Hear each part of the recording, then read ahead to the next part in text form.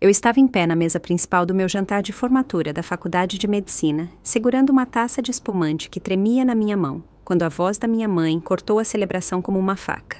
Sinceramente, queríamos que você nunca tivesse nascido. O restaurante inteiro em Vila Olímpia silenciou. 27 anos sendo a decepção da família se cristalizaram naquele único momento. Meu pai balançou a cabeça em concordância. Meus irmãos sorriram com desdém. Coloquei a taça na mesa, olhei para cada um deles e disse as palavras que mudariam tudo. Considerem que eu nunca existi. Vivam suas vidas como se nunca tivesse havido uma filha chamada Alice. A mesa permaneceu congelada. Eu podia ouvir o tilintar dos talheres da cozinha, o jazz suave tocando ao fundo, o som do meu próprio coração batendo forte nos meus ouvidos. O garfo da minha tia Sônia bateu no prato. Os olhos da minha prima Emanuela estavam arregalados de choque. Tio Francisco olhava de um lado para o outro, como se estivesse assistindo a um acidente de carro em câmera lenta. Minha mãe, Beatriz, soltou aquela risada de desdém que eu já tinha ouvido milhares de vezes. Não seja dramática, Alice. Sente-se. Ela acenou com a mão como se estivesse espantando uma mosca, como se a minha existência inteira fosse apenas um inconveniente que ela podia ignorar. Mas eu não me sentei. Fiquei ali, sentindo algo mudar dentro de mim. Todos aqueles anos sendo comparada aos meus irmãos, Tiago e Bruno, passaram pela minha mente como um filme em velocidade máxima.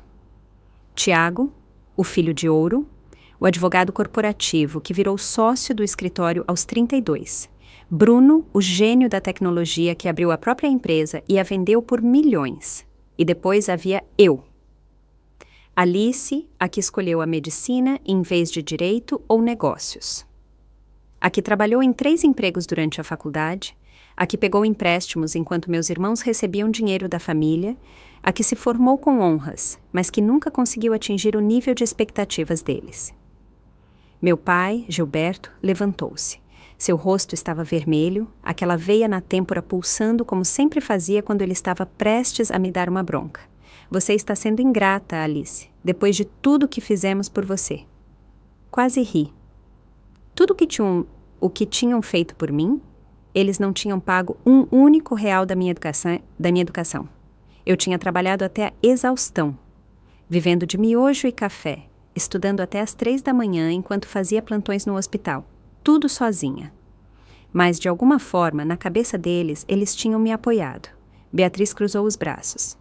Nós dissemos para você se juntar ao escritório do Tiago.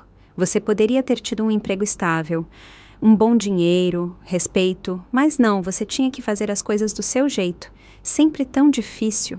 Bruno recostou-se na cadeira com aquela expressão de presunção que ele tinha aperfeiçoado ao longo dos anos. Aceita, Alice. Você sempre foi a beneficiária da caridade desta família. Todos nós tivemos que fazer o seu trabalho sujo. Foi quando algo dentro de mim se quebrou. Ou talvez se curou. Ainda não tenho certeza. Estendi a mão e tirei o colar de família que estava pendurado no meu pescoço. Minha avó, Dona Dirce, tinha me dado quando me formei na faculdade, mesmo que minha mãe tivesse dito que deveria ir para um neto mais merecedor. O ouro estava frio na minha palma. Coloquei-o cuidadosamente sobre a toalha de mesa branca, bem ao lado do meu jantar intocado. Depois, tirei a pulseira que meu pai tinha me dado na formatura da graduação. A gravação dizia: para nossa filha, coloquei-a ao lado do colar. O que você está fazendo? A voz de Beatriz tinha um tom de ameaça agora. Olhei para cada um deles. Tiago em seu terno caro, Bruno com seu relógio de grife, meus pais em seus melhores trajes de festa da alta sociedade. E senti apenas clareza. Vocês disseram que desejavam que eu nunca tivesse nascido. Estou realizando o desejo de vocês. A partir deste momento, vocês não têm uma filha chamada Alice. Eu não existo para vocês. Vivam suas vidas exatamente como querem, sem mim. Minha amiga Aline agarrou meu braço. Alice, espera! Apertei a mão dela. Eu estou bem, eu prometo.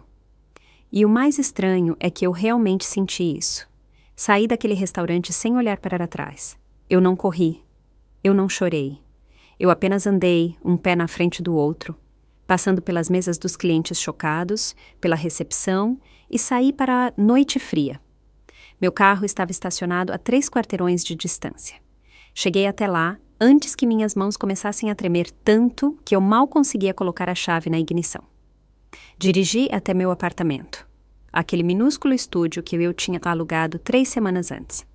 Minha residência ali estava marcada para começar em 3 semanas no Hospital Santa Luzia. Estava tudo planejado, estava tudo finalmente se encaixando. Sentei-me no meu sofá de segunda mão e peguei meu celular. Bloqueei o número da minha mãe, depois o do meu pai, depois o de Tiago e Bruno. Entrei nas minhas redes sociais e os bloqueei lá também. Em seguida, abri meu e-mail e digitei uma única mensagem para os 4. Vocês disseram que desejavam que eu nunca tivesse nascido. O desejo de vocês foi concedido. Eu não existo mais para vocês. Não me contatem. Não me procurem. Acabou. Cliquei em enviar e senti um peso se levantar dos meus ombros. Eu realmente sorri. Pela primeira vez em toda a minha vida, senti-me livre. Esse sentimento durou exatamente 4 horas. Meu celular começou a vibrar. Não deles. Eles estavam bloqueados. Mas de todos os outros. Tia Sônia ligou 2 vezes. Minha prima Emanuela enviou 7 mensagens de texto. Tio Francisco deixou um recado na caixa postal. Parentes distantes, dos quais eu não tinha notícias há anos, de repente tinham meu número.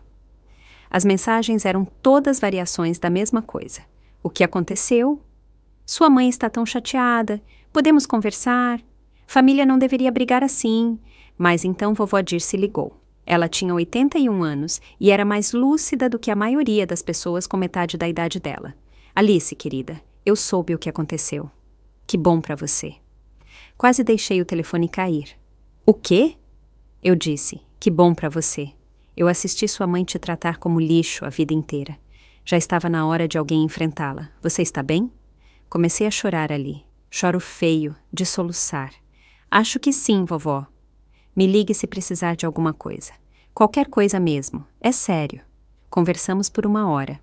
Ela me disse que já tinha ligado para Beatriz e dito que estava envergonhada dela.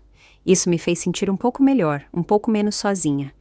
Mas então minha amiga Aline me mandou uma mensagem. Alice, sua mãe está tentando falar com você por mim. Ela me mandou uma mensagem para te entregar. Você quer ouvir? O que diz? Ela diz que se você não pedir desculpas e voltar, haverá consequências. Fiquei olhando para aquela mensagem por um longo tempo. Não era um pedido de desculpas, nem remorso. Era uma ameaça. Consequências. Respondi. Diga a ela que eu disse não. E Aline, por favor, não me passe mais mensagens dela. Não vou. Estou aqui se precisar. Te amo. Desliguei o celular e fui para a cama.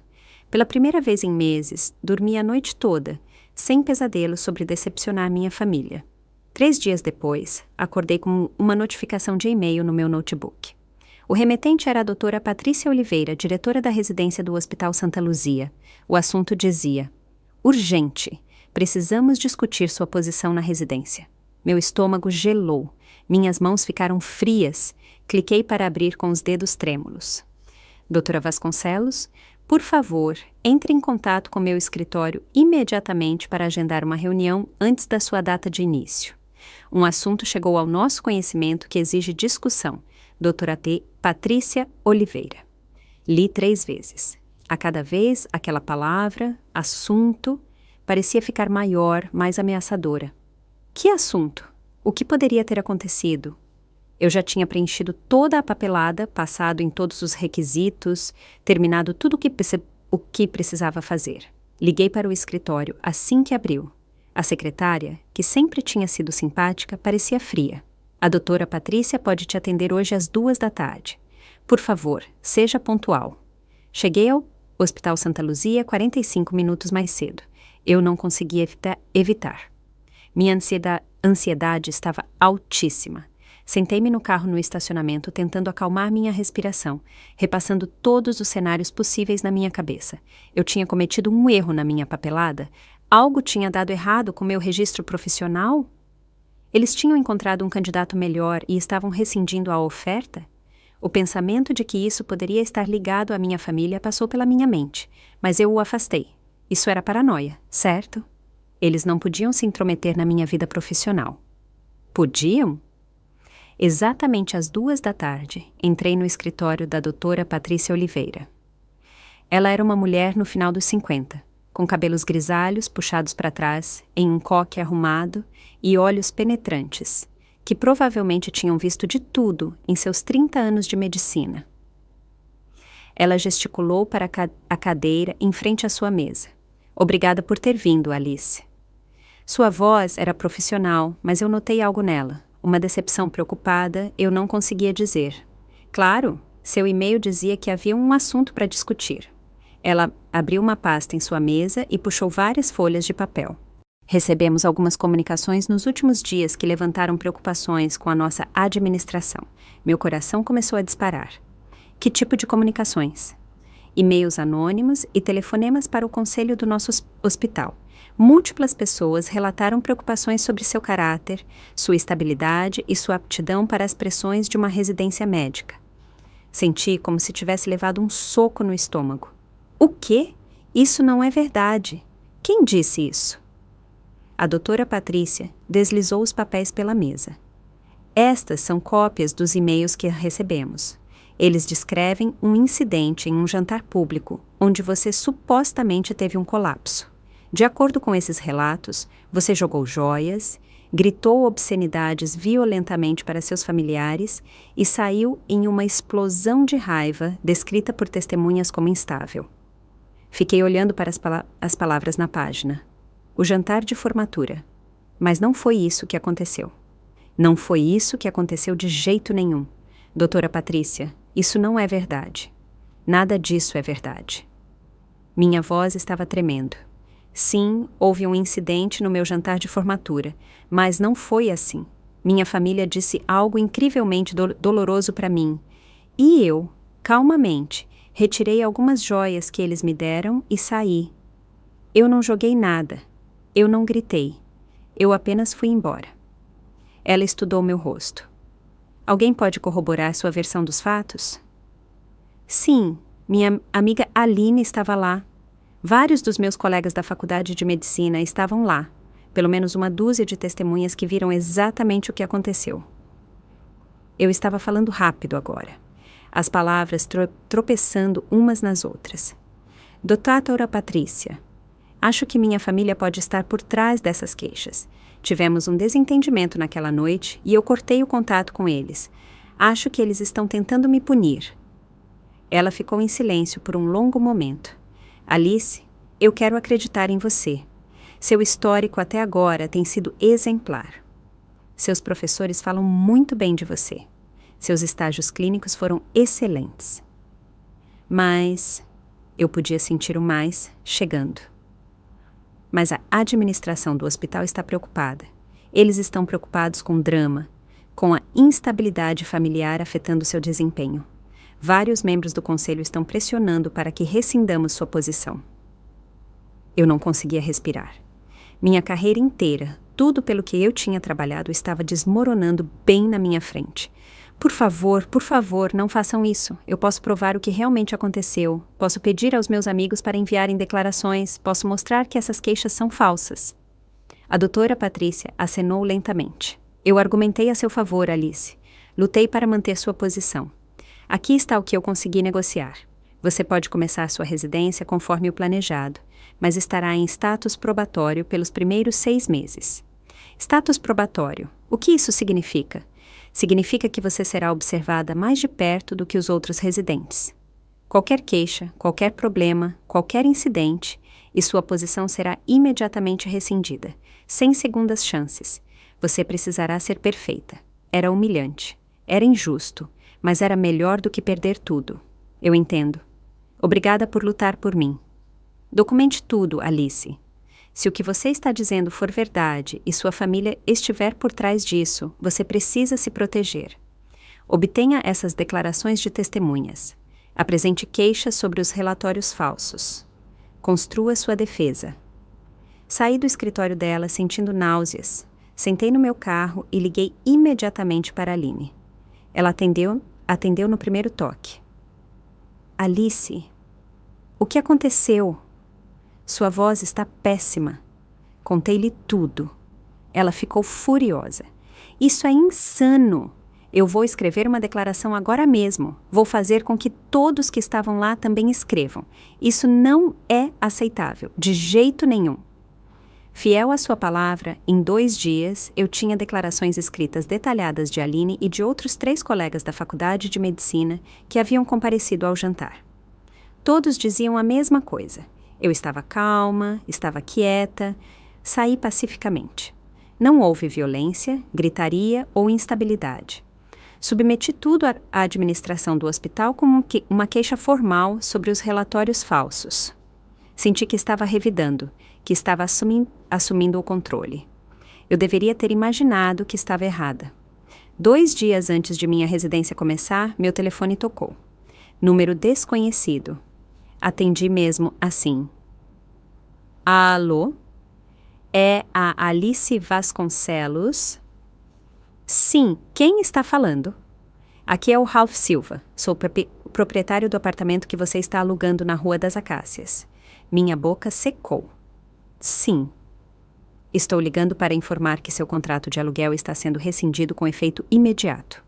Eu já aluguei o imóvel para outra pessoa. Você tem 72 horas para desocupar. O quê? Você não pode fazer isso. Eu tenho um contrato assinado. Paguei o primeiro e o último mês de aluguel e o depósito de segurança. Você forneceu informações falsas em sua ficha de inscrição. Recebi uma ligação do seu antigo locador dizendo que você foi despejada por danos à propriedade e aluguel não pago. Isso é fraude e anula o contrato. Isso não é verdade. Eu nunca fui despejada. Saí do meu último apartamento em bons termos. Quem ligou para você? Não estou autorizado a dizer, mas a informação foi muito detalhada e veio do que parecia ser uma fonte crível. Eu já tomei minha decisão.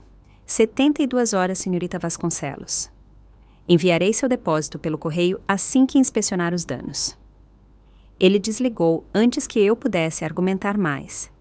Sentei no meu sofá, a única peça de mobiliário que eu possuía, e tentei processar o que estava acontecendo. Alguém tinha ligado para o meu locador com mentiras. Alguém estava atacando sistematicamente cada parte da minha vida. Eu estava prestes a começar um dos empregos mais exigentes na medicina e ficaria desabrigada. Liguei para a Aline, que imediatamente me ofereceu o sofá dela. Você pode ficar o tempo que precisar. Não vai ser de longo prazo, só preciso encontrar outro lugar, mas obrigada.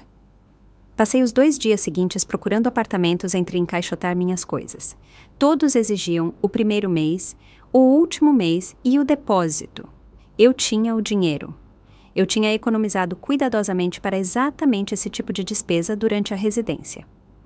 No dia em que eu deveria me mudar, fui pagar um quarto de hotel por uma noite, enquanto continuava procurando. Meu cartão de débito foi recusado. Tentei de novo, recusado. Peguei meu cartão de crédito, também recusado, sentei no saguão do hotel com toda a minha vida encaixotada no carro lá fora e abri meu aplicativo bancário no celular. Conta em análise. Acesso temporariamente restrito. Por favor, entre em contato com o serviço de atendimento ao cliente. Minhas mãos tremiam tanto que eu mal conseguia discar o número. A música de espera do banco tocava no meu ouvido enquanto eu estava sentada naquele saguão de hotel, observando as pessoas fazerem o check-in e check-out, vivendo suas vidas normais enquanto a minha estava desmoronando.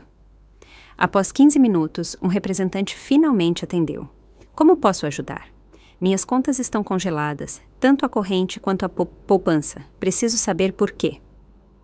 Deixe-me puxar sua conta. Você pode verificar seu CPF e data de nascimento? Disse as informações rapidamente, minha voz tensa de estresse. Vejo que sua conta foi sinalizada por atividade suspeita e potencial roubo de identidade. O Departamento de Fraude impôs um bloqueio temporário pendente de investigação. Roubo de identidade. Eu não denunciei nenhum roubo de identidade. Quem denunciou? Não consigo ver esses detalhes, mas de acordo com as notas, múltiplas transações suspeitas foram sinalizadas e alguém nos contatou com preocupações. A investigação levará de 7 a 10 dias úteis. 7 a 10 dias. Preciso ter acesso ao meu dinheiro agora. Estou prestes a ficar sem casa. Estou começando um novo emprego. Tenho contas a pagar. Eu entendo sua frustração, mas para sua proteção, precisamos concluir a investigação. Há mais alguma coisa em que eu possa te ajudar hoje? Eu queria gritar. Em vez disso, eu disse, não, obrigada, e desliguei. Verifiquei minha carteira. R$ 63 em dinheiro. Era isso. Era tudo a que eu tinha acesso no mundo. Eu tinha R$ 12.000 na minha conta poupança, que eu tinha juntado durante anos, trabalhando em vários empregos. Dinheiro que eu precisava para aluguel, para comida, para gasolina, para tudo o que eu precisaria durante a residência, quando estaria trabalhando 80 horas por semana e mal sobrevivendo. E eu não podia tocar nele. Minha residência começava em 2 dias. 2 dias. Eu precisava de roupas profissionais, de um estetoscópio, de sapatos confortáveis. Eu precisava de um lugar para morar. Eu precisava comer. E eu tinha R$ 63. Liguei para a Aline novamente. Ela atendeu imediatamente. Qual é o problema agora? Minhas contas bancárias estão congeladas. Alguém relatou atividade suspeita e roubo de identidade. Não consigo acessar meu dinheiro. Meu Deus, Alice. Ok. Meu sofá é seu. Sério. Pelo tempo que você precisar, nós vamos resolver isso. Dirigi para o apartamento de Aline, em choque. Ela morava em um pequeno apartamento de 2 quartos com a namorada, Sara. Elas me receberam, me ajudaram a trazer minhas caixas, e Aline me fez sentar e comer alguma coisa enquanto Sara arrumava o sofá com cobertores e travesseiros. Eu me sinto um fardo, eu disse. Você não é. Você é minha amiga e está passando por algo horrível. Deixe-nos ajudar. Naquela noite, eu fiz denúncias de fraude no banco. Registrei um boletim de ocorrência sobre o assédio. Tentei rastrear quem havia feito os relatórios falsos sobre minhas contas, mas tudo era anônimo, impossível de rastrear, profissional. Na manhã seguinte, meu celular tocou. Eu não reconheci o número, mas algo me fez atender. Alice, é o Tiago. Meu sangue gelou. Como você conseguiu este número? Isso não importa. Estou ligando porque isso já durou tempo suficiente. Eu não tenho nada para te dizer. Apenas escute por 1 minuto. Tudo isso pode desaparecer.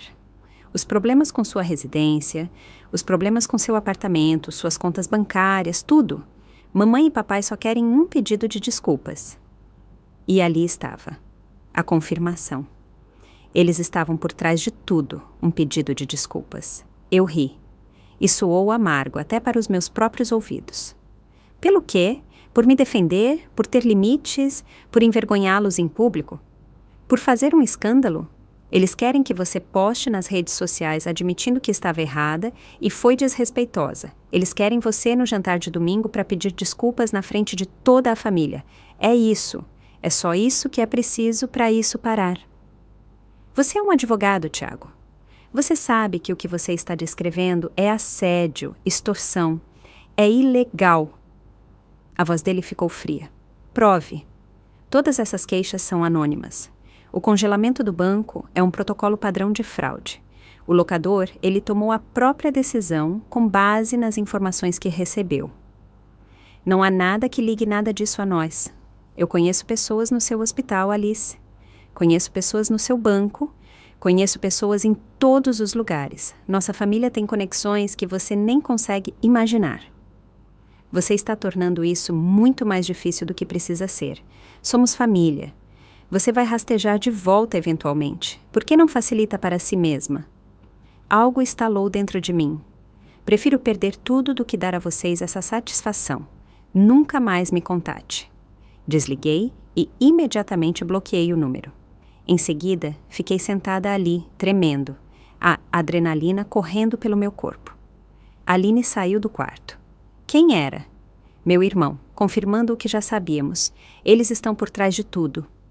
Devíamos ir à polícia. Ele está certo, no entanto, não há prova.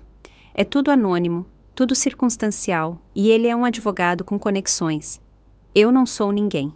Você não é ninguém. Você está prestes a ser a doutora Alice Vasconcelos. E você será incrível. Eu queria acreditar nela. Eu realmente queria. No dia seguinte, comecei minha residência. Vesti a única roupa profissional que eu tinha e que ainda parecia decente. Usei meus tênis velhos porque eu não podia comprar sapatos novos. Dirigi até o Hospital Santa Luzia com 1/4 de tanque de gasolina porque não podia pagar para encher. E apesar de tudo, apesar de estar exausta, estressada e aterrorizada, eu compareci. Fiz minha orientação. Conheci meus colegas residentes. Trabalhei no meu primeiro plantão no pronto-socorro e eu era boa. Eu era realmente boa. O médico assistente, Dr. Marcos Rezende, até me chamou de lado para dizer que eu tinha feito um excelente trabalho com um paciente difícil. Por um momento, senti esperança. Talvez eu pudesse sobreviver a isso. Talvez eu pudesse seguir em frente e sair do outro lado. Durante minha pausa para o almoço, verifiquei meu telefone. Havia uma mensagem da secretária da doutora Patrícia. A doutora Patrícia precisa te ver no escritório dela imediatamente. Meu estômago gelou. Caminhei até o escritório dela com as pernas que pareciam gelatina. A doutora Patrícia parecia exausta. Alice, sinto muito. Eu lutei por você. Eu realmente lutei. O que aconteceu?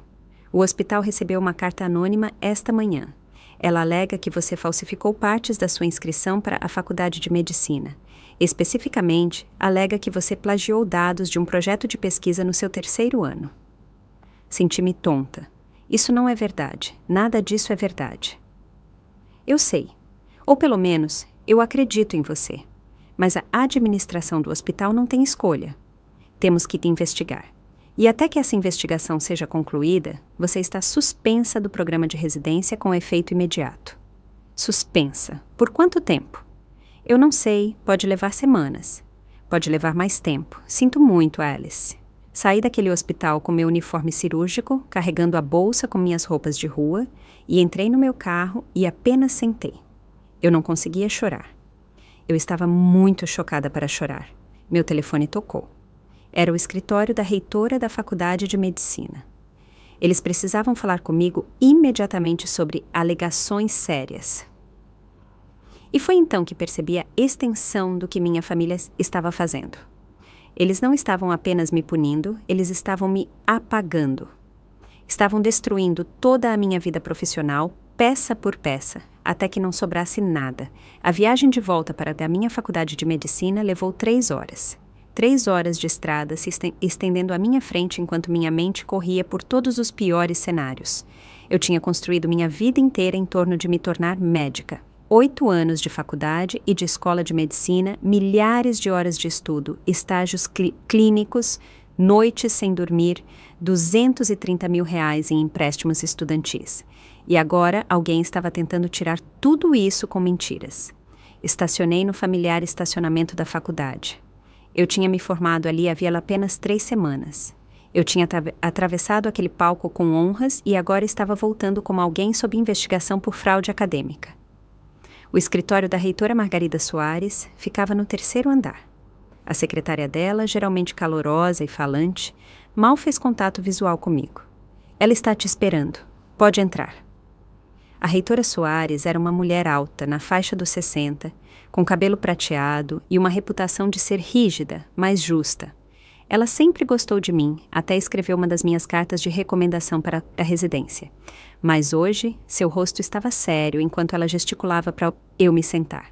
Alice, obrigada por vir com tão pouco aviso. Tenho certeza que você pode imaginar por que eu precisava te ver. As alegações de plágio. Reitora Soares, eu juro que não há verdade nisso. Eu jamais falsificaria dados ou plagiaria o trabalho de alguém. Nunca. Ela abriu uma pasta em sua mesa. Alguém nos enviou alegações muito detalhadas. Eles forneceram o que parecem ser trocas de e-mail entre você e uma colega discutindo o compartilhamento inadequado de dados de pesquisa. Os e-mails são datados do seu 3º ano, sobre o projeto de pesquisa de cardiologia que você trabalhou com o Dr. Ricardo Tavares. Posso vê-los? Ela virou os papéis. Examinei os e-mails impressos. Pareciam reais.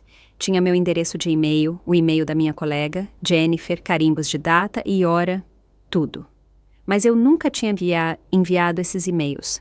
Eu nunca nem tive conversas assim com Jennifer. Isso são falsificações. Alguém criou e-mails falsos.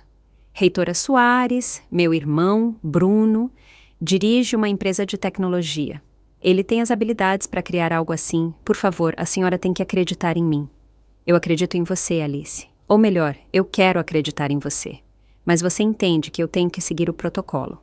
A escola deve investigar qualquer alegação de desonestidade acadêmica. Não importa a fonte. Minhas mãos estavam tremendo. O que isso significa para mim?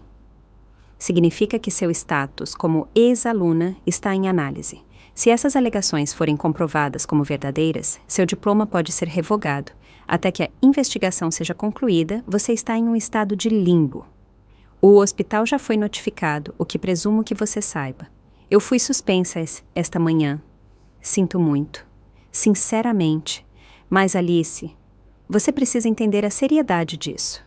Mesmo que provemos que essas alegações são falsas, o dano à sua reputação já foi feito. Suas referências profissionais estão sendo contatadas, seus colegas estão sendo entrevistados, as pessoas estão falando. Senti-me enjoada. Quanto tempo vai durar a investigação? Pelo menos 3 semanas, possivelmente mais. Precisamos revisar todos os seus materiais de pesquisa originais. Entrevistar seus parceiros de pesquisa e supervisores, examinar a autenticidade desses e-mails. É um processo completo. 3 semanas. Eu deveria estar na residência agora. A cada dia que eu não estava lá, eu estava ficando para trás. E mesmo que eu fosse inocentada, quem iria querer contratar um residente que esteve sob investigação por plágio? A expressão da reitora Soares suavizou-se. Eu sei que isso é devastador. Para o que vale, o Dr. Ricardo Tavares já se ofereceu para ajudar na investigação. Ele supervisionou sua pesquisa e está confiante de que pode provar que seu trabalho era original. Isso era alguma coisa, pelo menos. O Dr. Ricardo Tavares tinha sido meu mentor de pesquisa por 2 anos. Ele conhecia meu trabalho melhor do que ninguém. Obrigada. Agradeço por me dizer isso. Saí da faculdade de medicina sentindo-me vazia. Meu celular estava vibrando constantemente. Olhei para as notificações, mensagens de ex-colegas perguntando se os rumores eram verdadeiros.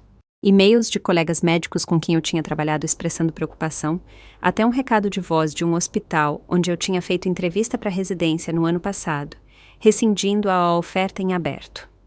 O boato estava se espalhando rápido. Na comunidade médica, a reputação era tudo, e a minha estava sendo desfeita em tempo real.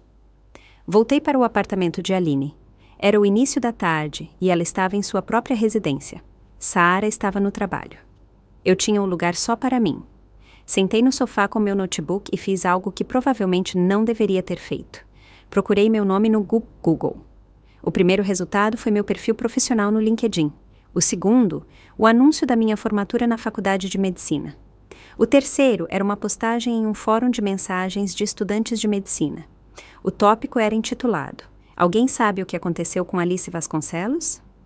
Cliquei, contra meu bom senso. Os comentários me embrulharam o estômago. Ouvi dizer que ela plagiou sua tese de pesquisa. Meus amigos no Santa Luzia disseram que ela foi suspensa da residência no primeiro dia.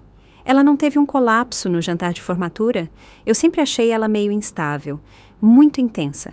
Pessoas que nem me conheciam estavam discutindo minha vida, meu caráter, minha carreira, e cada comentário me fazia parecer pior. Fechei o notebook e coloquei a cabeça nas mãos. Pela primeira vez, desde aquele jantar, eu me permiti chorar de verdade.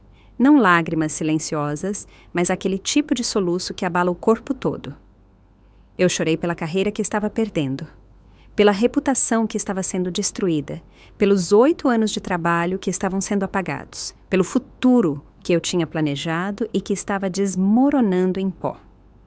Quando Aline chegou em casa naquela noite, ela me encontrou ainda no sofá, exausta de chorar. Ah, Alice! Ela se sentou e me abraçou. O que aconteceu hoje? Eu contei tudo.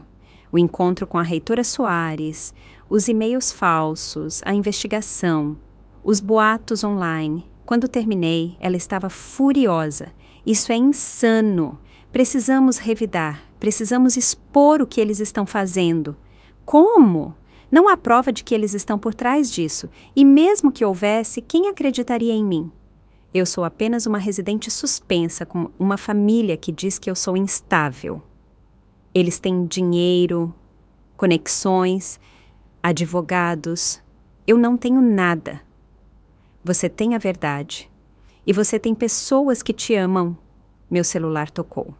Era a vovó Dirce. Atendi e sua voz estava calorosa e preocupada. Alice, querida, soube o que está acontecendo. Chico me ligou. Ele tem ficado de olho na sua mãe. Quero que saiba que estou do seu lado. Obrigada, vovó. Eu também vou contratar um advogado para você. Um bom. Alguém que possa lutar contra este assédio. Não quero que você se preocupe com isso. Não posso pedir para a senhora fazer isso. É muito dinheiro. Você não está pedindo. Eu estou oferecendo. E não quero ouvir argumentos. Beatriz é minha filha, mas o que ela está fazendo é errado. Alguém precisa pará-la. Pela primeira vez em semanas, senti uma minúscula faísca de esperança. Em 2 dias, eu estava sentada no escritório de Clara Jardim, uma advogada de olhos perspicazes na faixa dos 50, especializada em casos de assédio e difamação. Dona Dirce a tinha contratado e estava pagando seus honorários. Clara ouviu toda a minha história, fazendo anotações. Quando terminei, ela recostou-se na cadeira. Este é um padrão claro de assédio. O problema é provar quem está por trás disso. Tudo foi feito anonimamente ou através de terceiros. Mas podemos começar a construir um caso. Vamos solicitar uma medida protetiva com base no padrão de comportamento. Vamos documentar cada incidente e estaremos prontas se eles escorregarem e deixarem evidências. E quanto à investigação de plágio? Isso é mais complicado. Sua faculdade de medicina tem que seguir o próprio processo, mas posso te ajudar a preparar sua defesa. Você tem algum de seus materiais de pesquisa originais?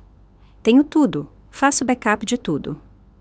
Bom, precisaremos provar que esses e-mails são falsificações. Isso significa conseguir um perito em tecnologia para examiná-los. Eu conheço alguém que pode ajudar. Pela primeira vez em semanas, senti que tinha alguém no meu lado que sabia como revidar. Mas então, como tudo mais na minha vida ultimamente, as coisas pioraram. A investigadora de Clara descobriu que minhas contas bancárias não tinham sido apenas congeladas. Antes que o congelamento acontecesse, alguém havia iniciado transferências eletrônicas das minhas contas. Mais de R$9.000 estavam faltando. Como isso é possível? Eu não autorizei nenhuma transferência. Alguém tinha suas informações de conta e detalhes de segurança. Eles transferiram o dinheiro em pequenas quantias ao longo de vários dias para evitar disparar alertas de fraude. Depois, eles mesmos relataram a atividade suspeita para encobrir seus rastros. Posso recuperá-lo? Eventualmente, mas você precisará registrar reivindicações de fraude no banco, e isso leva de 30 a 60 dias para ser processado. 30 a 60 dias. Eu teria sorte se ainda me restasse uma carreira até lá. Apesar de tudo, havia uma boa notícia. O Dr. Ricardo Tavares trabalhou rapidamente. Em uma semana, ele compilou todos os meus materiais de pesquisa originais, completos com carimbos de data e hora, rascunhos e suas próprias anotações de nossas reuniões de supervisão. Ele apresentou tudo à reitora Soares com um relatório detalhado. As alegações de plágio foram oficialmente descartadas. Os e-mails falsos foram identificados como falsificações. Meu registro na faculdade de medicina foi limpo. A reitora Soares me ligou pessoalmente. Alice, estou muito aliviada em te dizer isso. Você foi completamente exonerada. Estou escrevendo uma carta formal ao Hospital Santa Luzia defendendo você e explicando a situação. Eu deveria ter ficado em êxtase. Em vez disso, senti-me apenas exausta. Obrigada, reitora Soares. Eu realmente aprecio tudo o que a senhora fez. Mas quando liguei para a tatuadora Patrícia, no Hospital Santa Luzia, sua voz estava triste. Alice, estou tão feliz que as alegações tenham sido refutadas. E quero que saiba que eu lutei por você. Mas a administração do hospital decidiu rescindir sua posição de residência. O quê? Por quê? Eu fui inocentada. Eu não fiz nada de errado. Eu sei. Eles também sabem disso, mas eles sentem que a situação criou muita perturbação, muito drama. Eles estão preocupados com a reputação do hospital e o potencial de problemas contínuos. Sinto muito. Eles sugeriram que você se candidate novamente no próximo ano. No próximo ano? Um ano inteiro da minha vida perdido. Um ano em que eu teria que explicar a cada programa por que minha residência foi rescindida. Uma marca negra que me seguiria para sempre. Eu entendo. Obrigada por tentar. Desliguei e sentei na sala de estar de Aline, olhando para a parede. Eu tinha sido inocentada de irregularidades, mas ainda tinha perdido tudo. Minha família tinha vencido. Eles destruíram minha carreira sem nunca deixar uma impressão digital. Naquela noite, dirigi perto da casa de Aline, apenas para tomar um ar. Notei um carro estacionado na rua. O carro dos meus pais. Eles estavam me observando, me seguindo. Mesmo depois de tudo o que tinham feito, eles não estavam parando. Tirei uma foto do carro deles e enviei para Clara Jardim. Eles estão me assediando agora. A resposta dela foi imediata. Documente tudo. Vamos solicitar a medida protetiva amanhã. Mas a manhã seguinte trouxe outra crise. Acordei com uma ligação de Clara. Alice, preciso te dizer uma coisa. Seus pais estão te processando por difamação e danos morais. Sentei-me tão rápido que fiquei tonta. Eles estão me processando pelo quê? A voz de Clara estava calma, mas eu podia ouvir a raiva por baixo. Eles alegam que seu e-mail de rompimento e as coisas que você disse aparentes sobre eles constituem difamação. Estão dizendo que você danificou a reputação deles na comunidade e lhes causou angústia emocional. Estão pedindo R$50 mil. Isso é insano. Eu disse a verdade. Eu não menti sobre nada. Eu sei. E a verdade é uma defesa absoluta contra a difamação. Mas se defender contra este processo vai custar dinheiro. Taxas legais, custas judiciais, depoimentos. Estamos falando de 15 a 20 mil reais, mesmo que a gente vença. Eu não tenho esse tipo de dinheiro. Eu não tenho dinheiro nenhum. Sua avó está disposta a cobrir isso.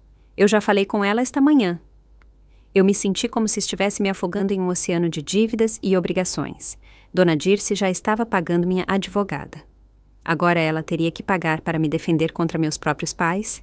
Era humilhante. O processo está agendado para uma audiência em 6 semanas. Clara continuou. Seu irmão, Tiago, está os representando. Claro que estava. Tiago tinha conexões em todo o sistema legal. Isso seria feio. Desliguei com Clara e olhei para o relógio. 7h30 da manhã. Aline já tinha saído para o hospital. Sara estava no trabalho. Eu estava sozinha no apartamento delas, desempregada, sob investigação, sendo processada e sem um tostão. Me vesti e saí para o meu carro. Eu precisava dirigir para algum lugar, qualquer lugar, apenas para clarear a cabeça. Mas quando cheguei à garagem, meu carro tinha sumido.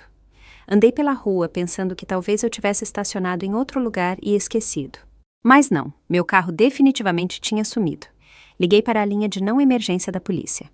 Preciso relatar um veículo roubado. A atendente pegou minhas informações. Na verdade, senhora, seu veículo foi guinchado hoje de manhã deste endereço. Foi denunciado como abandonado.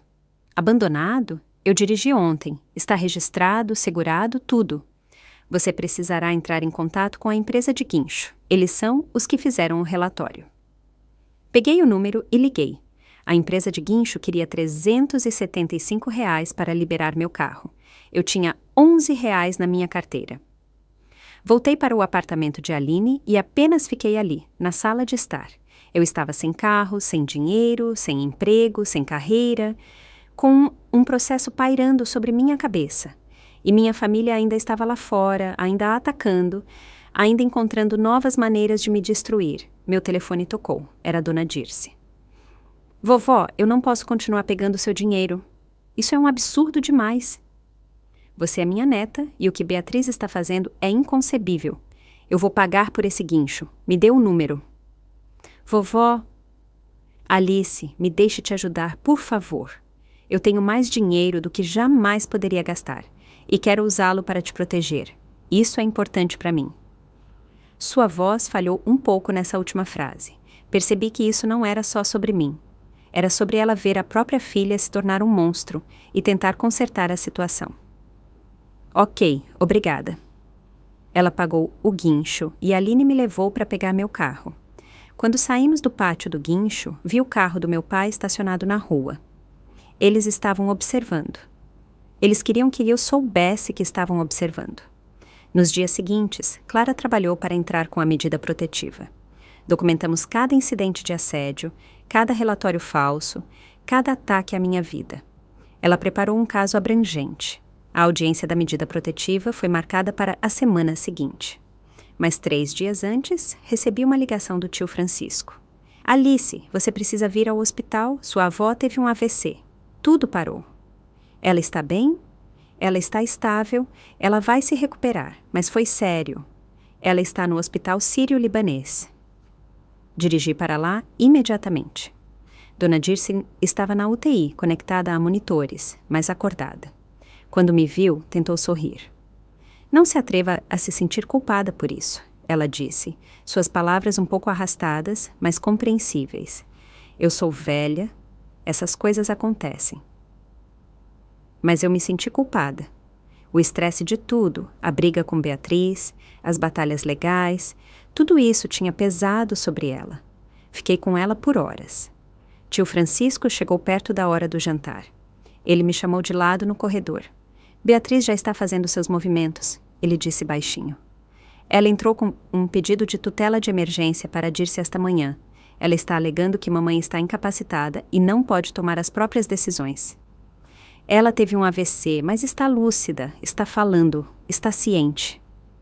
Eu sei, mas Beatriz está tentando obter o controle das finanças da mamãe. Se ela conseguir, isso significa que não haverá mais dinheiro para sua defesa legal. Senti que ia passar mal. Ela pode fazer isso? Ela está tentando, mas eu estou contestando. E vários outros parentes também. Não vamos deixar que ela faça isso. Na semana seguinte, minha vida se tornou um borrão de visitas ao hospital, reuniões legais e pura sobrevivência. Encontrei um emprego de meio período como consultora médica para uma empresa de saúde.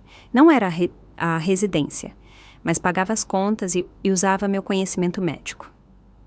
Comecei a trabalhar 40 horas por semana, enquanto também lidava com advogados e datas de tribunal. A audiência da medida protetiva finalmente aconteceu. Clara apresentou todas as nossas provas. O padrão de assédio, os relatórios falsos, a vigilância, os ataques financeiros. O juiz ouviu atentamente. Beatriz se fez de vítima. Ela chorou no banco das testemunhas, falando sobre o quanto sentia falta da filha, o quanto estava preocupada comigo, o quanto ela só queria que sua família voltasse a ficar unida. Foi uma performance digna de um prêmio. Mas Clara era melhor. Ela apresentou registros telefônicos mostrando o número de vezes que eles tentaram me contatar depois que eu pedi para pararem. Ela mostrou fotos do carro deles em frente à casa de Aline. Ela fez com que Aline e outras testemunhas depusessem sobre o assédio. O juiz concedeu uma medida protetiva temporária. Beatriz e Gilberto tinham que ficar a 100 metros de mim. Eles não podiam me contatar diretamente ou por meio de terceiros. A violação resultaria em prisão. Beatriz perdeu a compostura no tribunal. Ela se levantou e começou a gritar sobre como eu era ingrata, como eu tinha destruído a família deles, como eu tinha envenenado a todos contra eles. O juiz a ameaçou com desacato. Foi a primeira vez que vi minha mãe parecer genuinamente descontrolada. E eu percebi algo. Ela não estava mais no controle. Ela tinha perdido o controle, e isso a aterrorizava mais do que qualquer coisa. A petição de tutela para Dona Dirce falhou. Os médicos confirmaram que ela era competente para tomar suas próprias decisões.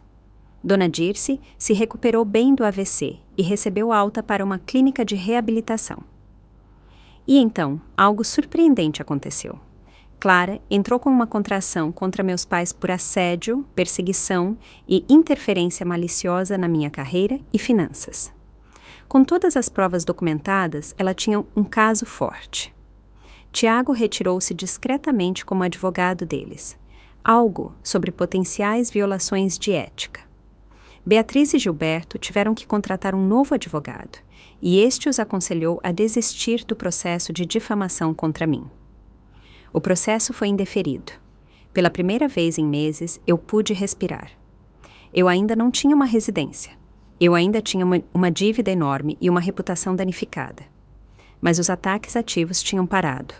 A medida protetiva estava em vigor. O processo tinha acabado. Meu banco finalmente terminou a investigação de fraude e restituiu a maior parte do meu dinheiro roubado. Não todo, mas o suficiente para eu ter uma folga financeira novamente. Continuei trabalhando no emprego de consultoria em saúde. Comecei a fazer terapia para processar tudo o que tinha acontecido. Comecei o longo e lento trabalho de reconstruir minha vida. E então, 2 meses depois que tudo desmoronou, recebi um e-mail que mudou tudo. Prezada Dr. Vasconcelos, Espero que esta mensagem a encontre bem. Meu nome é Doutora Silvia Mendes e sou a diretora de residência do Centro Médico Ilha, em Florianópolis. Recentemente, soube da sua situação pela doutora Patrícia Oliveira, que se sentiu péssima sobre como as coisas terminaram no Hospital Santa Luzia. Ela entrou em contato com vários de seus colegas defendendo-a. Após revisar seu histórico, falar com suas referências na Faculdade de Medicina e saber pelo que você passou, gostaria de oferecer uma posição em nosso programa de residência com início em 3 meses. Por favor, me informe se você está interessada em discutir esta oportunidade. Li o e-mail 3 vezes. Florianópolis, do outro lado do país, longe da minha família, longe de tudo o que eu conhecia. Uma chance de recomeçar completamente. Um programa de prestígio, talvez até melhor do que o Santa Luzia. Mas havia um porém. As posições de residência eram de conhecimento público. Minha família poderia descobrir para onde eu estava indo. E a medida protetiva era válida apenas no meu estado atual. Liguei para a Aline imediatamente. Eles estão me oferecendo uma residência em Florianópolis.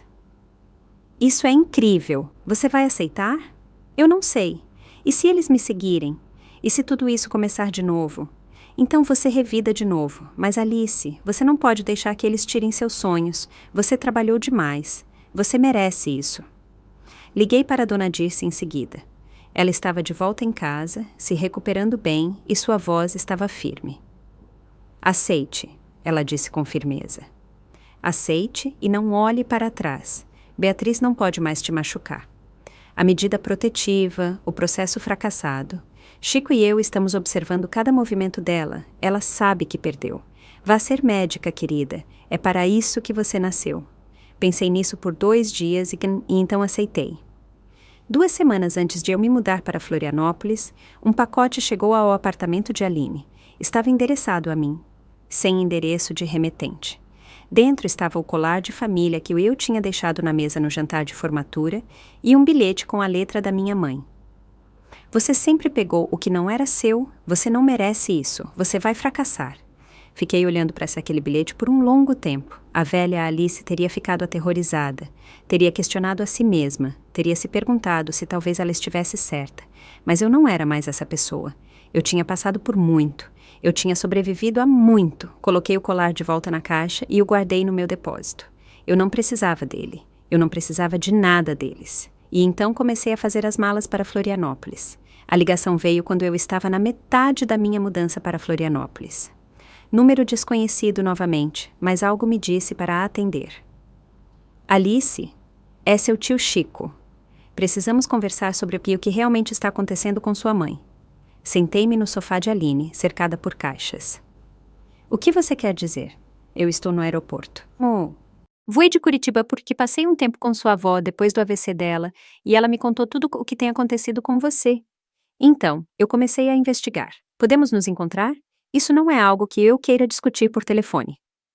Nos encontramos em uma cafeteria 1 hora depois. Chico parecia mais velho do que eu me lembrava, mas seus olhos estavam penetrantes e zangados. Ele pediu café para nós 2 e sentou-se na minha frente. Preciso te dizer uma coisa, e você não vai gostar, mas você merece saber a verdade sobre por que sua mãe tem sido tão cruel com você. Ok? Ele tirou uma pasta de sua maleta. Passei as últimas semanas investigando as finanças de Beatriz e Gilberto. Fiz alguns favores, fiz algumas perguntas, olhei alguns registros públicos. O que eu encontrei foi pior do que eu esperava. Ele abriu a pasta e me mostrou documentos, extratos bancários, relatórios de crédito, documentos judiciais. Seus pais estão falidos, Alice. Não apenas com dificuldades, completamente falidos. O negócio de Gilberto faliu há 2 anos, mas eles têm escondido. Eles estão centenas de milhares de reais endividados. Estão à beira de perder a casa. Eles têm vivido de cartões de crédito e empréstimos de Tiago e Bruno, tentando manter as aparências. Olhei para os números na página. Não fazia sentido. Eles sempre pareceram tão bem-sucedidos, tão organizados. Eu não entendo. O que isso tem a ver comigo? Chico puxou outro documento. Esta é uma cópia do testamento de Dirce de 5 anos atrás. Ela mudou depois que Beatriz tentou manipulá-la para dar dinheiro para um dos investimentos fracassados de Gilberto. No testamento atual, Beatriz só fica com 20% do patrimônio. Você fica com 50%. O restante vai para outros netos e instituições de caridade. Minhas mãos ficaram frias. Eu não sabia disso. Beatriz sabe. Ela sabe há anos. E ela tem tentado de tudo para fazer Dirce mudar o testamento ou obter a tutela para poder controlar o dinheiro de Dirce. Sua avó tem cerca de 4 milhões de reais. Alice, Beatriz está desesperada. De repente tudo fez sentido. A crueldade, no jantar de formatura, não era apenas sobre controle ou decepção. Era sobre dinheiro. Ela me queria quebrada, eu disse lentamente. Ela me queria dependente deles para que pudessem me manipular. Exatamente. E quando você os cortou, eles entraram em pânico. Cada ataque, desde então, foi calculado para destruir sua independência. Se você não tivesse carreira, não tivesse dinheiro, não tivesse sistema de apoio, você teria que voltar para eles. Então eles poderiam te controlar, talvez até te convencer a ficar do lado deles sobre o testamento de Dirce. Ou convencer Dirce de que você é instável e não deveria herdar. As alegações de plágio, o assédio, tudo foi projetado para fazer você parecer inapta. Se Dirce acreditasse que você estava tendo um colapso, ela poderia mudar o testamento. Senti-me enjoada. Eles têm tentado sistematicamente me destruir por dinheiro. Sinto muito, Alice. Sinto muito por não ter visto isso antes. Eu estive do outro lado do país, e Beatriz e eu não somos próximos há anos. Mas quando Dirce teve o AVC e me contou o que estava acontecendo, eu tive que investigar. A vovó sabe sobre a situação financeira deles? Sabe agora. Eu mostrei tudo a ela. Ela está furiosa. Está falando em tirar Beatriz completamente do testamento. Nos dias seguintes, Chico testemunhou no caso de tutela, apresentando toda a sua pesquisa financeira. O juiz não ficou impressionado com o desespero de Beatriz para obter o controle dos bens da mãe enquanto escondia sua própria ruína financeira. A audiência da medida protetiva já tinha acontecido, mas a informação de Chico fortaleceu o caso. Beatriz e Gilberto tinham que ficar longe de mim. Sem contato, sem mensagens de terceiros, distância mínima de 100 metros em todos os momentos. Eu observei Beatriz naquele tribunal e, pela primeira vez, a vi claramente, não como minha mãe, mas como uma mulher desesperada que tinha apostado tudo em manter as aparências e perdido. Ela tinha sacrificado seu relacionamento com a filha, sua integridade, sua reputação, tudo por dinheiro que ela nunca conseguiria. E eu não senti nada, nem raiva, nem tristeza, apenas alívio por ter acabado. O processo de difamação que eles tinham aberto contra mim desmoronou sob o peso de todas as provas. A contraação de Clara por assédio e interferência maliciosa era tão forte que o novo advogado deles os aconselhou a fazer um acordo imediatamente. Eles retiraram o caso, concordaram em pagar meus honorários legais e assinaram documentos, concordando em nunca mais me contatar sob pena de ação legal adicional. Tiago já havia se retirado como advogado deles, provavelmente percebendo que tinha cruzado linhas éticas ao usar suas conexões legais para ajudá-los a me assediar. A notícia se espalhou na comunidade jurídica. Sua reputação foi afetada. Meu banco finalmente restituiu todo o dinheiro que havia sido roubado das minhas contas. A investigação de fraude confirmou que alguém com informações internas havia acessado minhas contas e transferido dinheiro antes de congelá-las. O banco não conseguiu provar quem, mas restituiu cada real e pediu desculpas pela demora. Dona Dirce se recuperou totalmente do AVC. Ela se mudou para uma instituição de convivência que era mais parecida com um complexo de apartamentos de luxo, um lugar onde ela teria ajuda se precisasse, mas poderia manter sua independência. Ela permaneceu lúcida e em pleno controle de seus assuntos, e estava mais determinada do que nunca a me ajudar. Estou te dando um cheque de 50 mil reais, ela disse quando a visitei. Não discuta. É um presente, não um empréstimo. Use-o para começar sua nova vida em Florianópolis. Compre um apartamento legal. Compre o que você precisa. Tenha uma folga enquanto se instala. Comecei a protestar, mas ela levantou a mão. Alice, eu tenho 81 anos.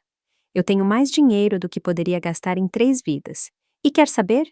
Ver você enfrentar a Beatriz, Ver você se recusar a quebrar, não importa o que ela jogou em você. Isso me deixou mais orgulhosa do que qualquer outra coisa na minha vida. Você é a neta que eu sempre esperei que fosse. Forte, com princípios, corajosa. Me deixe te ajudar. Isso me faria muito feliz. Então, eu aceitei. E senti como se fosse liberdade. Encontrei um lindo apartamento de um quarto em Florianópolis, perto do hospital. Comprei móveis novos. Comprei roupas profissionais para a residência. Eu me presenteei com coisas que eu sempre considerei luxos, como tênis de corrida de qualidade e uma cafeteira de verdade. Aline deu uma festa de despedida para mim. Dona Dirce veio, apoiada por um andador, mas sorrindo. Chico voou de Curitiba. Sara, a namorada de Aline, fez um jantar incrível. Vários amigos da faculdade de medicina apareceram. Era pequena, mas estava cheia de pessoas que se importavam genuinamente comigo. A Alice, disse Aline, levantando a taça, que nos mostrou a todos como é a verdadeira força. Todos aplaudiram, e senti lágrimas nos olhos, lágrimas boas desta vez. Mudei-me para Florianópolis 2 semanas depois. A viagem de carro pelo país levou 4 dias, e cada quilômetro parecia deixar o passado para trás. Ouvi podcasts e música. Parei em restaurantes de beira de estrada, dormi em hotéis econômicos. Quando cheguei a Florianópolis, senti-me mais leve do que em anos. O Centro Médico Ilha me recebeu de braços abertos. Minha nova diretora de residência, doutora Silvia Mendes, foi calorosa e prestativa. Meus colegas residentes eram amigáveis e talentosos. Ninguém sabia sobre meu drama passado. Eu era apenas a doutora Alice Vasconcelos, a nova residente que havia se transferido do Sudeste. Trabalhei duro, mais duro do que jamais havia trabalhado. 80 horas por semana no pronto-socorro, aprendendo com médicos assistentes incríveis, tratando pacientes, salvando vidas.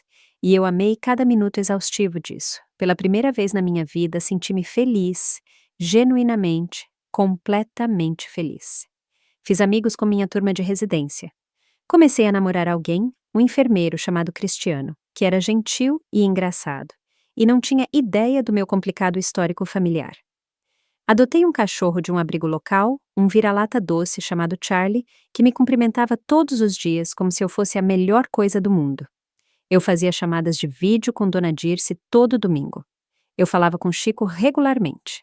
Aline me visitou 2 vezes naquele primeiro ano e exploramos Florianópolis juntas como turistas. Eu fazia terapia toda semana para processar o trauma do que minha família tinha feito. Minha terapeuta me ajudou a entender que cortá-los não era cruel, era autopreservação, e que eu não devia a ninguém acesso à minha vida, nem mesmo à família. Passaram-se 18 meses. 18 meses construindo uma nova vida, uma vida melhor. Eu me destaquei no meu programa de residência. Os médicos assistentes me adoravam. As avaliações dos meus pacientes eram excelentes.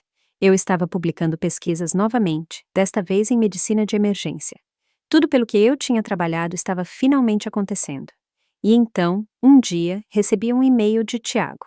Assunto: Mamãe está doente. Fiquei olhando para ele por um longo tempo antes de abri-lo. Alice, eu sei que não é para entrarmos em contato com você, mas isso é importante. Mamãe foi diagnosticada com câncer de mama em estágio 3.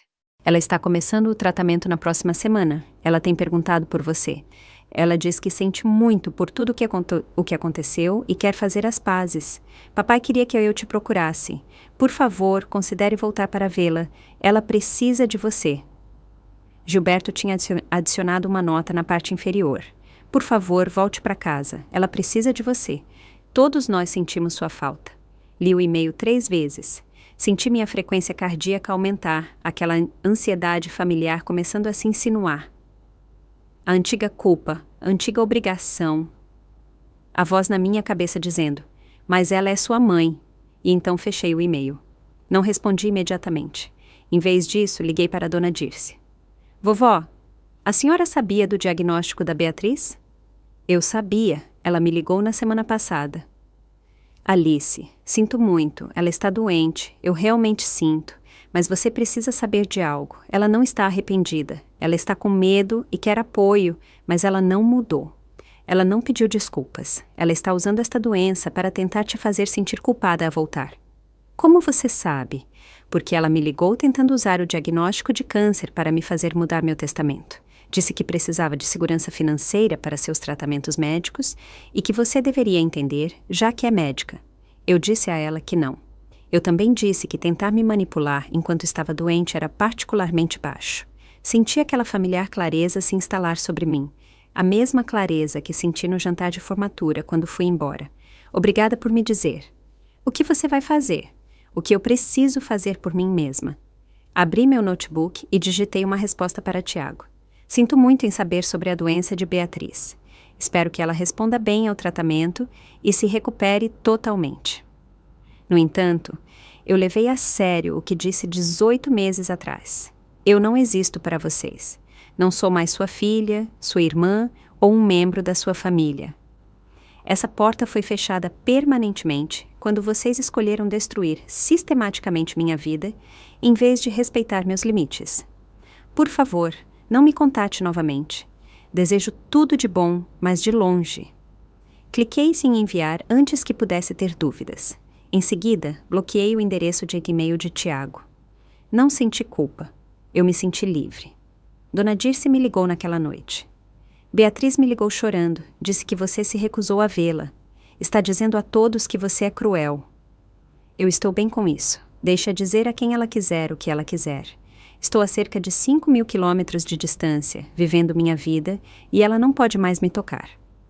Bom, estou orgulhosa de você, querida.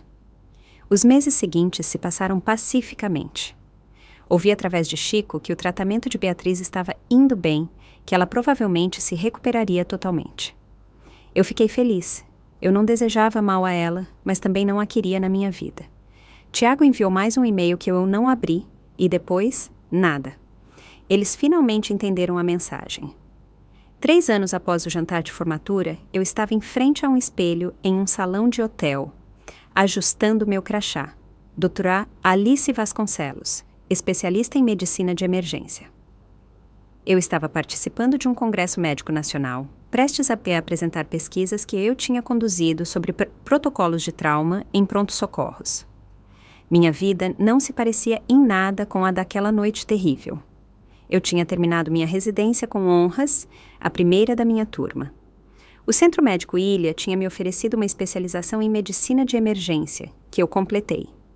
Agora eu estava trabalhando como médica assistente no pronto-socorro deles, ensinando residentes, conduzindo pesquisas, salvando vidas todos os dias. Eu tinha um lindo apartamento com vista para o mar. Charlie, agora com 3 anos, era o melhor cachorro que eu poderia ter pedido. Cristiano e eu estávamos juntos há 2 anos, e ele tinha se mudado há 6 meses. Estávamos falando sobre casamento, mas sem pressa. A vida parecia boa, estável e completamente minha. Eu não falava com Beatriz, Gilberto, Tiago ou Bruno há 3 anos. A medida protetiva agora era permanente. Ouvi através de Chico que a situação financeira deles tinha se estabilizado um pouco. Beatriz tinha se recuperado do câncer. A carreira de Tiago tinha voltado a crescer. A empresa de Bruno estava bem. Eles tinham se mudado para uma casa menor, mas estavam se virando. Eu não senti nada sobre isso. Nem alívio, nem satisfação, nem raiva. Eles eram estranhos para mim agora. Pessoas que eu costumava conhecer em outra vida. Dona Dirce, agora com 84 anos, ainda estava lúcida e saudável. Conversávamos toda semana. Ela tinha atualizado seu testamento para me deixar 60% do seu patrimônio e reduzido a parte de Beatriz para 10%. Ela recebeu sua herança mais cedo em todo o dinheiro que gastei na sua defesa legal, Dirce tinha dito secamente. Chico e eu tínhamos nos aproximado. Ele visitava Florianópolis 2 vezes por ano e tínhamos longos jantares onde ele me contava histórias sobre a família com quem eu não falava mais. Não fofoca, apenas atualizações caso eu quisesse saber. Eu apreciava que ele nunca me pressionou a me reconciliar. Aline estava prosperando em sua própria carreira, agora terminando sua residência em pediatria no Sudeste. Nós nos visitávamos a cada poucos meses, e ela estava planejando ser minha madrinha de honra quando Chris e eu finalmente nos casássemos. Enquanto eu estava naquele salão de conferências, esperando para fazer minha apresentação, pensei na jovem assustada que eu tinha sido 3 anos atrás.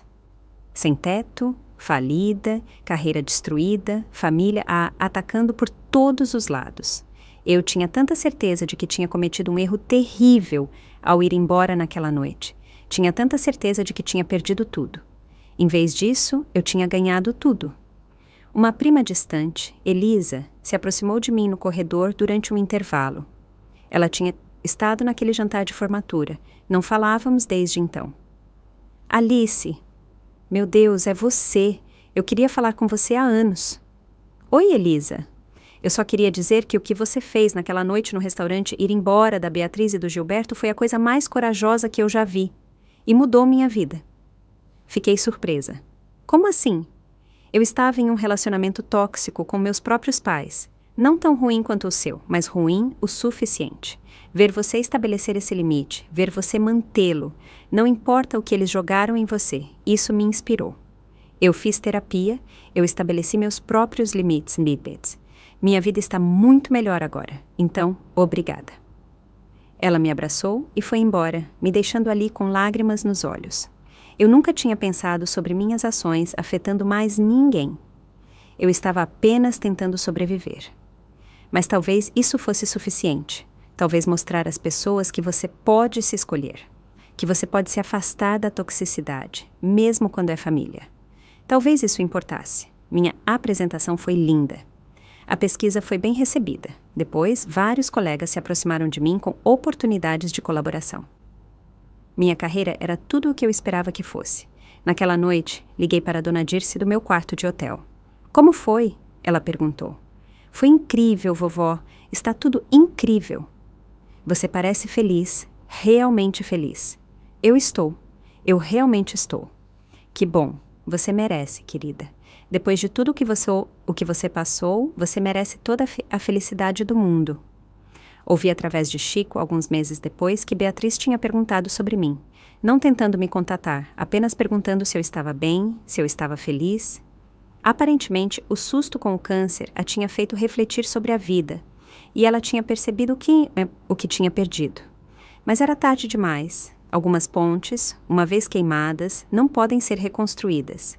E eu estava bem com isso. Eu tinha aprendido algo crucial com tudo isso. Família não é apenas sobre sangue.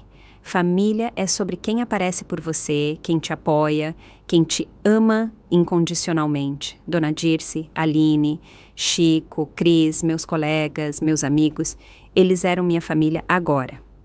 Eles tinham me escolhido e eu tinha escolhido eles. Em uma tranquila manhã de domingo, 6 meses depois, eu estava sentada no meu apartamento com Chris e Charlie, tomando café e lendo o jornal. Meu telefone tocou. Dona Dirce. Bom dia, vovó. Bom dia, querida. Eu tenho uma notícia. Beatriz me procurou ontem. Ela queria que eu perguntasse se você estaria disposta a falar com ela. Eu disse que perguntaria, mas que não a pressionaria de forma alguma. Pensei nisso. 3 anos e meio de silêncio. 3 anos e meio de paz. Não, eu não quero falar com ela. Eu estou feliz, vovó. Finalmente estou completamente feliz. E abrir aquela porta novamente, mesmo que uma fresta, arriscaria tudo o que construí. Foi o que eu pensei que você diria, e eu acho que você está certa. Você não deve nada a ela, Alice. Nem seu tempo, nem seu perdão, nem sua presença. Você deu a ela 27 anos. Isso é mais do que suficiente. Obrigada por entender. Sempre, querida. Sempre. Algumas semanas depois, eu estava me arrumando para o trabalho quando vi meu reflexo no espelho. Eu estava de uniforme cirúrgico, meu estetoscópio no pescoço, meu cabelo preso. Eu parecia exatamente o que eu era, uma bem-sucedida médica de emergência no auge da minha área. Em meu pescoço estava o colar de família. Dona Dirce o tinha me dado permanentemente depois que Beatriz pediu de volta. Era da sua mãe, Dona Dirce tinha dito. Deve ir para alguém que represente o melhor da nossa família. Essa pessoa é você, Alice. Mas agora significava algo diferente para mim. Não era sobre a aprovação de Beatriz ou a obrigação familiar. Era sobre o amor de Dona Dirce. Era sobre a minha própria força. Era um lembrete de quão longe eu tinha chegado. Toquei o colar e sorri para o meu reflexo.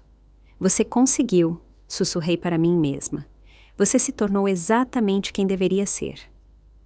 E saí pela porta para ir salvar vidas, livre. Por fim, eu aprendi algo profundo com tudo isso. Algo que quero que todos que lutam com uma família tóxica saibam. Às vezes, o maior ato de amor que você pode dar a si mesmo é se afastar de pessoas que se recusam a te amar de volta. Você não deve a ninguém acesso à sua vida, nem mesmo à família. Especialmente não a família que usa esse relacionamento para te machucar. Sangue não faz família. Amor, respeito e apoio fazem. Quando você se escolhe, quando você estabelece limites e os mantém, não importa o que, você abre espaço para o amor real, o sucesso real e a paz real. As pessoas que realmente te amam respeitarão seus limites. As pessoas que não o amam, na verdade, nunca te amaram de verdade. Já se passaram quase 4 anos desde aquele jantar de formatura. 4 anos construindo uma vida nos meus próprios termos, encontrando família em pessoas escolhidas, em vez de designadas, aprendendo que sou mais forte do que jamais imaginei. Eu ainda tenho dias difíceis. A terapia é contínua. Trauma não desaparece. Mas eu também tenho dias bons, dias ótimos. Dias em que acordo grata por cada escolha que fiz, mesmo as assustadoras. Especialmente as assustadoras. Porque essas escolhas assustadoras, a escolha de ir embora, a escolha de ficar sozinha, a escolha de continuar lutando quando tudo parecia perdido, essas escolhas salvaram minha vida.